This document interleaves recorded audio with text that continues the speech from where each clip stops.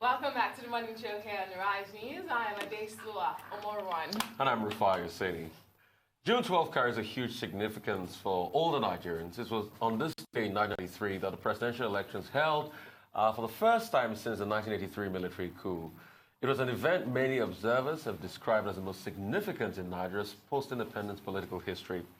So we'll take a look at the role of media and everything involving in our democratic society, and we've got a retinue of guests joining us today. So first off, we've got in Lagos Olisa Agbakoba, Nigerian human rights activist, maritime lawyer, former president of Nigerian Bar Association. Senior Advocate of Nigeria. Senior Advocate of Nigeria. I mean, how am I going to miss that? We've got Sam Ndazaya, publisher at Leadership newspaper all the way in Abuja.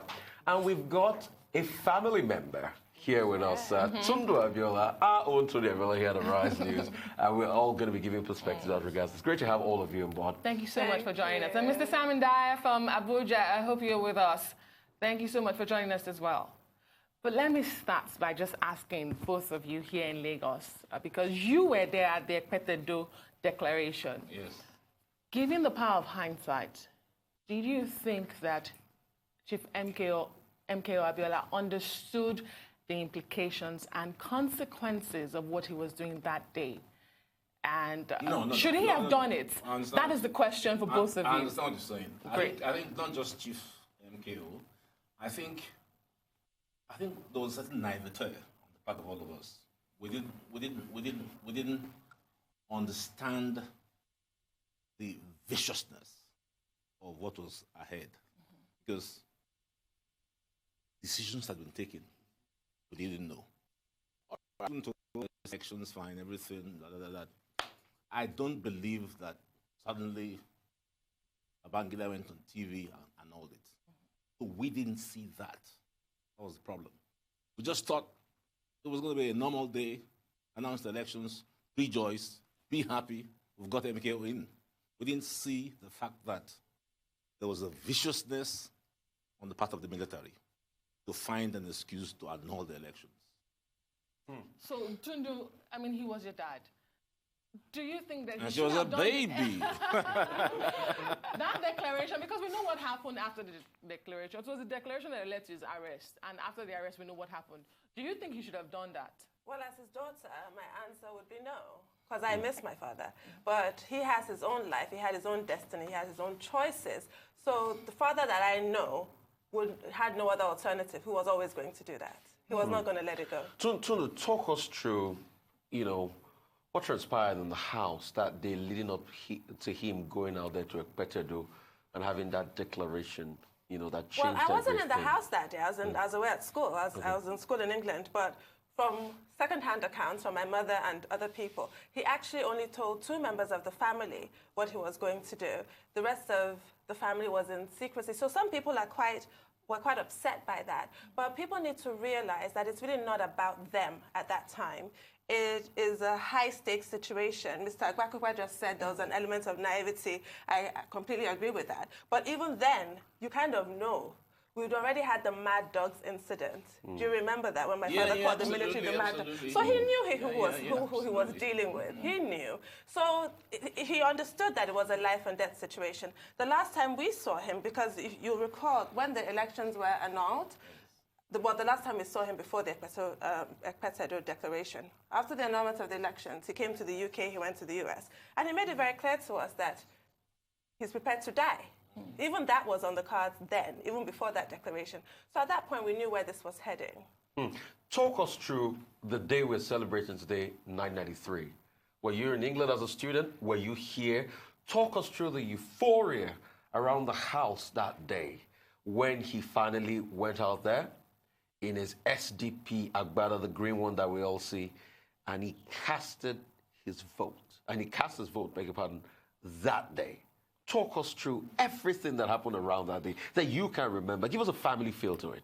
So he was incredibly excited. None of us wanted him to contest, by the way. We all made it quite clear. I think I remember only one of my brothers saying, yeah, go ahead. The rest of us were like, don't do it. Because it's a dangerous undertaking. We all, even without knowing how bad it was going to get. We all had an idea, but he was determined. He felt quite clearly that this was what he was born to do.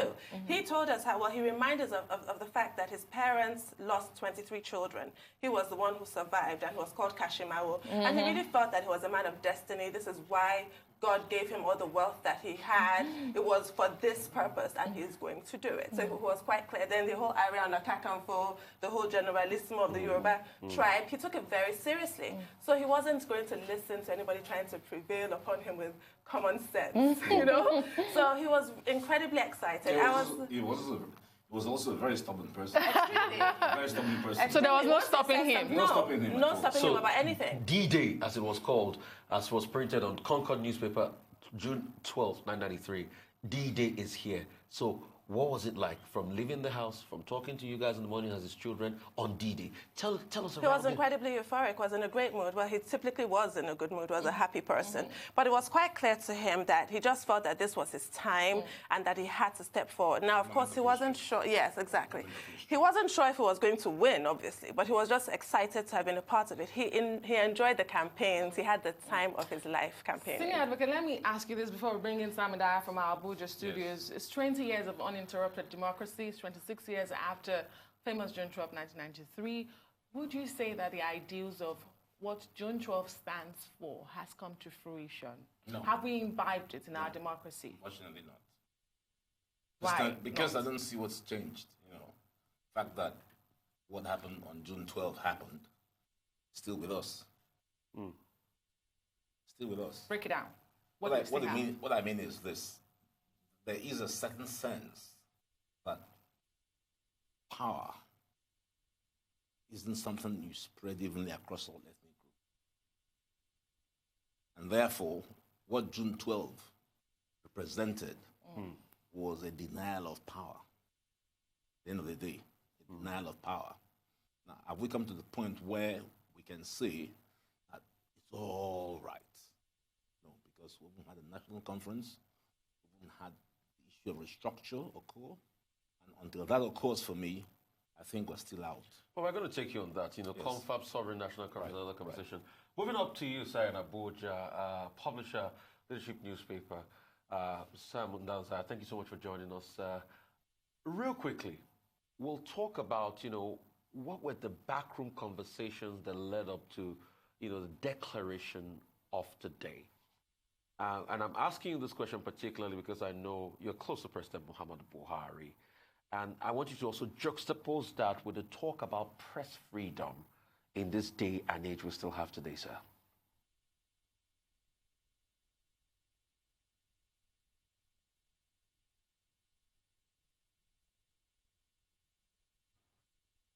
So, like I said before, we're celebrating June 12 today, but there was some, you know, backroom maneuverings and ongoings before this day was declared. And I'm asking you this because I know you're particularly close to President Muhammadu Buhari. What were the backroom talk as regards, you know, before this day was finally declared? And juxtapose that with vis-a-vis press freedom, that one of the cardinal fights of June 12 today in Nigeria.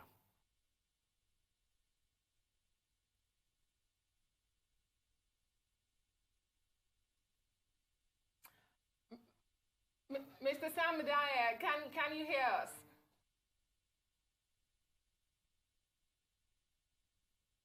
Okay, we seem to have some technical issue reaching Samidaya from our Abuja studios. We'll reconnect and get back to that conversation. But you were talking about the ideals of June 12 still not manifesting. And you're not the only person. Some people have said, you know, we still have not shed that toga of military rule off. We have indiscriminate arrests, disobedience of court orders, you know, intolerance to closure of media houses. Closure of media houses, intolerance to civil protest, and all of that. But what is the way forward? Because some would say, really, some would say we have elections, we have had elections. Let me actually ask you.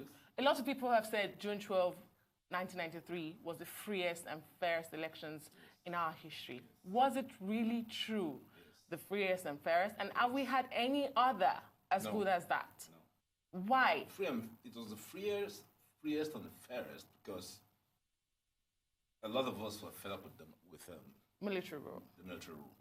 and there was this, big wave of, we must push them out. We must push them out. And why MKO enjoys such a special position was he just came from nowhere. I was in my office, actually. I remember the day. The MKO is running. Because I was trying to figure, who would do this? Who would do this? You have everything laid out, but no champion.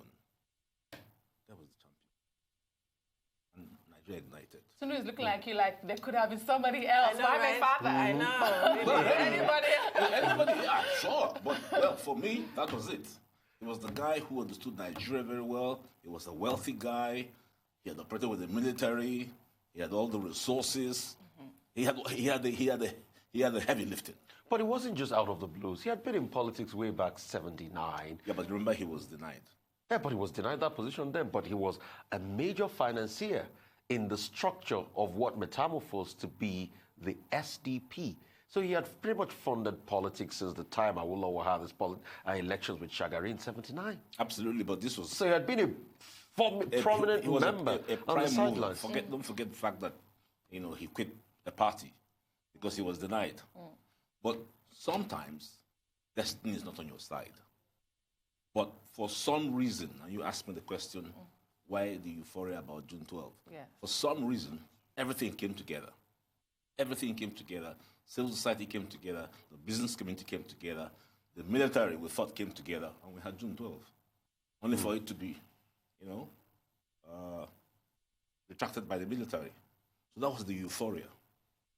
Everyone, I was absolutely, delighted I was writing my brief just to hear that MK was in this thing. Before we cue to break, Yes. I want to take you mind back to 94. 94. 1994. Okay. That famous tape released by the BBC, that telephone interview on his cellular phone, Yes. that he said, "They are taking me away. Yes. I don't know where they are taking me to." Yes. Is that your MKO impression? No. Yes. Yes. Yes. I don't know where they are taking me to. Yes. And that was about the last time Yes. we had MK's voice Yes. in public That sphere. was the last. That was the I mean, final. Can you take your cast your mind back to that day? The fact that was one of the things that drove us, because in the human rights movement, we had challenges. We had disagreements. Should it be MKO? Should it be... But when we realized that he was dead, I was talking to Kola about this. Yeah. We'll continue that conversation right after this break. Join us again. The Morning Show continues in just a moment.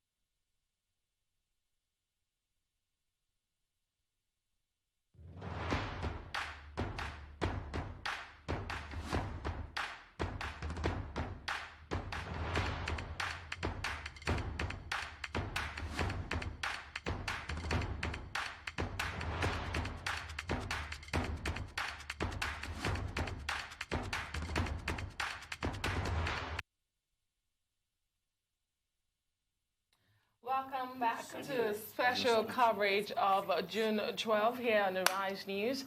We still have with us publisher of leadership newspapers in our Abuja studios, Sam Daya. Many thanks for joining us. In the studio here in Lagos, we do have Senior Advocate of Nigeria, Olisa Agbakoba, and then we have daughter of late Chief MKO Abiola, Tundun Abiola. Many thanks, guys, for staying with us. But before you land on your thoughts, let's bring in Sam Daya to this conversation.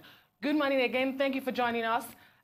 Let us look at the role of the press. I mean, June 12, 1993, the elections coverage, and then that declaration in Ekpetedo, and of course, the annulment before the declaration in Ekpetedo. The role of the media at that time and the role of the media now, 20 years of uninterrupted democracy. Has the media evolved? Has it changed? Has it grown? Well, obviously, thank you for having me first. Obviously, it is the media that has brought the level of the discussion to this pitch. Because if the media had not insisted and taking its job above the call of duty at that time and now, I'm sure that we'll not be discussing it. We'll not be discussing it today, because I remember that even though it's a long time ago, the media virtually took a stand, and it appeared that virtually all sections at that time, it appeared that there was a consensus that the elections had been concluded and that a winner had emerged. And they continued. The media was in the forefront then, and I believe that's what led to the fall of the government at that time, and ultimately led to what we're discussing today. All right, sir, like I was asking before, I said, what were some of the backroom conversations that was on before June 12 was made Democracy Day by President Muhammadu Buhari? Because we know your insistence with President Muhammadu Buhari. You ran as a presidential aspirant in the last elections. You ran against him in the APC primaries. And you have some sort of very cordial relationship. So can you just intimate with us with all of this, the conversations going on in the background before this was declared Democracy Day, sir? Oh yes, of course, but I was not part of the conversation ultimately. But it had been going on a long time. You remember? It didn't just start now. You remember even the days of President Obasanjo? It was an issue, and Obasanjo made it clear that was not going to happen. You know, and it continued. And this time around, of course, if you know the president well, he may appear quite obstinate in some things, but when you ultimately discuss some things with him and he sees the sense in it, as in this one, he goes the whole hog, as we have seen. What he did was a very courageous move. It was decisive, and it's going to remain historical. And it's very difficult to fault him. I mean, I think there is a consensus in this country today that this is the right thing to do. And that also appeared to be the only alternative left to atone for what had happened. Because, of course, we remember that I don't know what the electoral, I can't remember what the electoral body was called then. Was it of was then? He did not announce, or he was not allowed to declare MKO Abiola the winner. I also remember that leadership newspapers invited him a few years for a conference in Abuja, and he made it very, very clear that Abiola won, and told us some of the things that happened. So Abiola won the elections, and probably if he was declared, Alai Tufa might have gone to court. We don't know. Because I remember that even before the annulments, a section of the NLC then started to complain. So I think this is the right thing to do. Okay. And ultimately, it boils down to the president taking that very bold and decisive decision to do what he did. Okay. And I think we should all be grateful for that. Well, thank you for that. We'll get back to you in a moment. Today has become Democracy Day in Nigeria, of course, with that signing by President Muhammadu Buhari some days ago. And it's supposed to be the big celebration after the inauguration day, May 29. We have live visuals from the Eagle Square in Abuja, where the ceremony is supposed to take place. We understand that some foreign heads of state, some presidents are supposed to be attending this Over event 80 of today. them. Yes, and yesterday he kick-started with the anti-corruption ceremony symposium in Abuja, where we had Paul Kagame, the president of Rwanda. We also told that we have the national leader of the All Progressives Congress, Ahmed Bola Tinubu, also at the venue at the moment. You see the pictures right there on your screen. Dignitaries are there. It's a filled stadium. Oh, yeah. See the vice president. It's and you can see the military there, trying The parade. to put up a parade. Lots of world leaders expected. In fact, Paul Kagame was in town yesterday, like you said rightly. Another very erudite speaker at the anti-corruption summit here yesterday was Professor Lumumba Otieno, all the way from Kenya. The Senate president there, Hamed Lawan. And of course, the Speaker of the House of Representatives, Honorable Femi Gbajabiamila. I mean, it's just Right new. Honorable. Right, Honorable right, Femi right, Gbajabiamila. Of course, the President is there. Let's take a listen at what exactly is going on at the Eagle Square at the moment. Okay, that'll be in just a bit. Let's come back to our conversation. Senior Advocate of Nigeria, you were talking about that day, the famous June 12th, the election day. You want to land on that thought before we go forward? I'm just saying that, what we then did in the, before June 12, we had Bangida, dribbling, changing the election cycle, changing the names of the electoral management body, had street demonstrations and everything.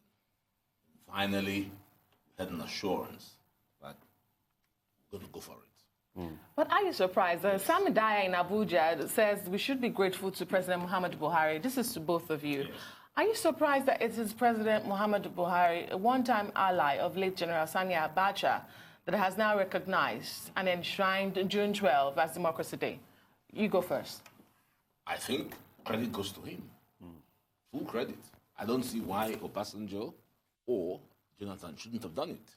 I don't know why they didn't do it, but they didn't do it. So we can't take it away from Buhari. Tundun, were you surprised that it's President Muhammadu Buhari? I had an out-of-body experience, quite frankly, because I'd become accustomed to the way things were. Like you rightly said, it ought to have been President Obasanjo, the greatest beneficiary of my father's murder, who should have been the one to actually celebrate it. And earlier we had a guest, my father's former Special Assistant, Fred Eno, and he referred to the line, well, half of it, I'm going to say the whole line from Julius Caesar, the play by William Shakespeare. The evil a man does lives after him, but the good is interred with his bones. Thanks to President Buhari, we now have a resurrection. Because apart from being murdered, after 4 years of solitary confinement, for a man like that, for anybody, especially not a man like that, who was, extroversion personified, he had nobody to speak to. He had nothing to read, no newspapers. They completely cut him off. Even for us as family to see him, I only got to see him twice. The first time after he was in detention, in his guest house where they were keeping him, the first time we had a brief conversation, it was awful, I have to say. The second time, when we went to Abuja to see our father, they'll tell us, okay, you'll see him today, we'll get there. No, you can't see him. Tomorrow. Then we go, no, you can't. Just so arbitrary, so cruel, you know? And then we arrived there at the second time to see him, and they just were not we could see him, but we're not allowed to speak to him. Why? We were children, essentially, you know? Let me take you on this even further. Tundun, and this might be quite emotional for you. Cast your mind back to, I think it was 1998, when the first meeting was held between Emeka Anyaku, Kofi Annan, and your father, and the first pictures came out. I remember those pictures very well. There was a New African magazine that printed that picture of your father, Kofi Annan, and Emeka Anyaku. What went through your mind? Did you feel, oh, it's all over now, he's coming home soon? Yes, and it's the cruelest Sorry to know, we'll take ever. that response, keep it because we would want it after this break.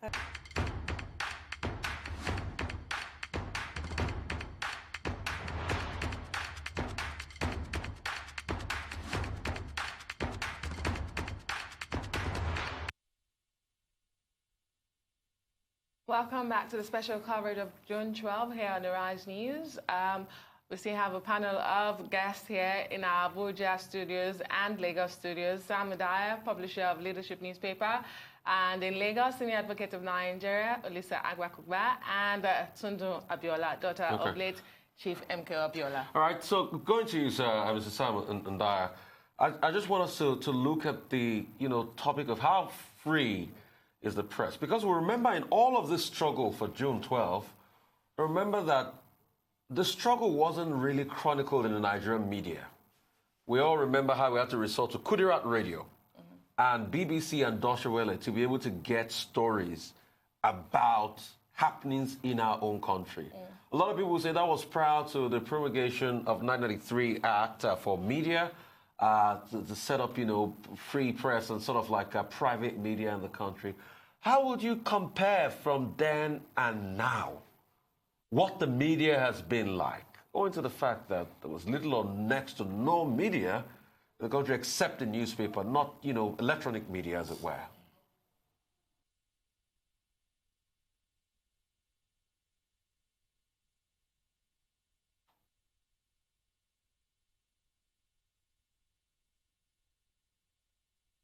All right.